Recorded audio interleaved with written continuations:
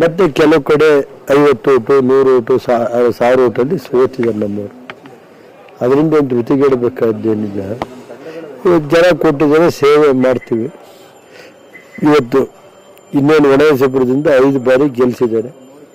ಆ ಜನಕ್ಕೆ ನಾನು ಋಣಿಯಾಗಿದ್ದೀನಿ. ನನ್ನ ಗೆಲುವು ಜನತೆ ಗೆಲುವು ಮತ್ತು ದೈವಾನುಗ್ರಹ ದೇವೇಗೌಡರ ಆಶೀರ್ವಾದದಿಂದ ಗೆದ್ದಿದ್ದೀನಿ. ಗೊತ್ತಾಯ್ತು ಸರ್. ಇನ್ನೇನಾದ್ರು ಇದ್ರೆ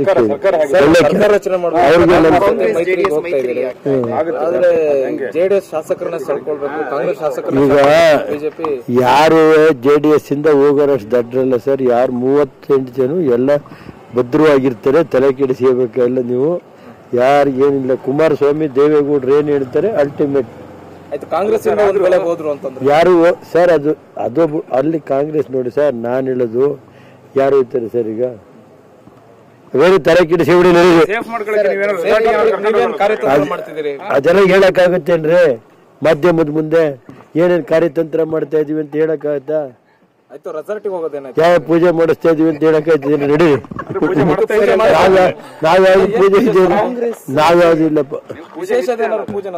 ಏನು ಇಲ್ಲಿ ನಮ್ಮನೆ ಯಾವ ಮಂತ್ರು ಇಲ್ಲ ಯಂತ್ರು ಇಲ್ಲ. ಅದು ಹೇಳೋದು ಹೇಳ್ತಾರೆ, ಅದೆಲ್ಲ ನಡಿ, ಏನು ಆಗಲ್ಲ, ಒಳ್ಳೇದಾಗುತ್ತೆ.